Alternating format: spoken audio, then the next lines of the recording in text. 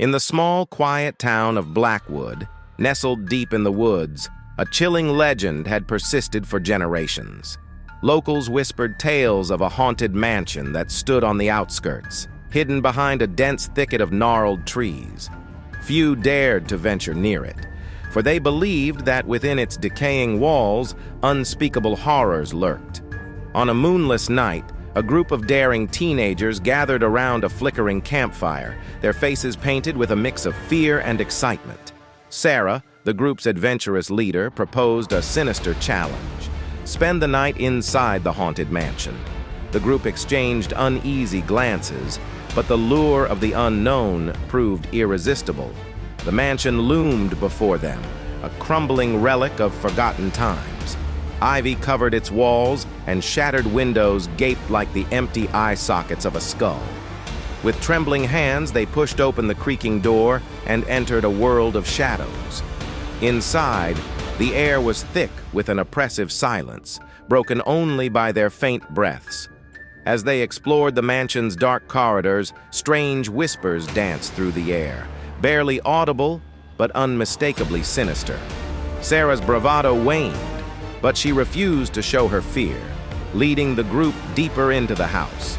In a room at the end of a long, dimly lit hallway, they stumbled upon a dusty old journal. Its pages revealed the tragic tale of the mansion's former inhabitants, a family that had descended into madness. It spoke of strange occurrences, of voices in the night, and of unexplained disappearances. Just as unease began to tighten its grip on them, a blood-curdling scream echoed through the mansion's hollow halls. Panic swept over the group as they rushed to the source. In a room on the upper floor, they found their friend, Mark, paralyzed with terror, staring at the wall. On that wall, a grotesque painting had materialized, a portrait of a twisted, shadowy figure. Its eyes seemed to follow them, its fingers stretched out as if reaching for their souls. Mark's scream had summoned this macabre masterpiece into existence, and they understood that this house held malevolent powers beyond their comprehension. Desperation drove them to flee, but the mansion's layout seemed to change, twisting and warping to confound their escape. The very walls seemed to conspire against them, trapping them in a nightmarish labyrinth. They could feel the presence of something ancient, something malevolent, watching them. As they navigated the ever-shifting corridors, Sarah's torch sputtered, casting eerie shadows that danced like specters on the walls. And then, a voice, a sinister whisper, seemed to emanate from the very walls themselves. "You cannot escape," it hissed, chilling their blood.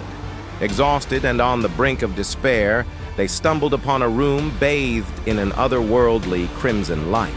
In its center lay an ornate mirror, ancient and foreboding. Sarah, her resolve shattered, approached it cautiously. Her reflection seemed to beckon her, but as she gazed into the abyss, it became clear that the mirror was a portal to the darkest recesses of their fears. One by one, the group was consumed by their own terrors, their reflections twisting into grotesque parodies of themselves. Sarah was the last to fall, her own reflection beckoning her with a wicked grin.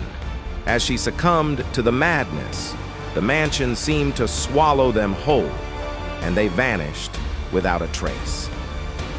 The morning sun revealed nothing but a decrepit, abandoned mansion, still standing as a silent sentinel to the horrors that had unfolded within its walls.